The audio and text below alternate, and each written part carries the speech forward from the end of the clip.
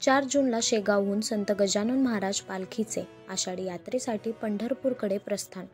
संत गजानन महाराज संस्थान मंदिराचा परिसर रथ, मेणा, अश्व, टाळ, मृदुंगांसह गजर, नामघोष, 700 वारकरी, ओसंडून वाहणारा उत्साह व भारावलेले पवित्र वातावरण अशा उत्साही वातावरणात दिमाखात शेगावच्या गजानन महाराज पालखीने श्री क्षेत्र पंढरपूरकडे प्रस्थान झाले.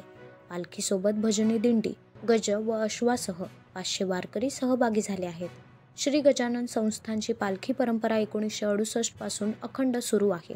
यंदा पालखीचे 56वे वर्ष असून या दिंडीमुळे विवेक, वैराग्य, भक्ती व ज्ञान या तत्वाचा बोध होतो. पंढरपूरपर्यंत 725 किलोमीटर व पंढरपूर ते शेगावपर्यंत परतीचा प्रवास 550 किलोमीटरचा आहे. या वारीसाठी गजानन महाराज संस्थान मंदिर परिसरातून श्रींच्या पालखीला प्रारंभ झाला. शहरातील श्रींचे प्रगटस्थळ देशमुख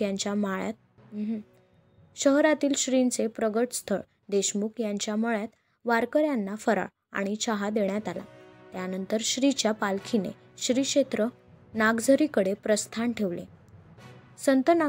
संतनगरातील हजारो आबालकृत भाविकांनी पालखीला निरोप दिला.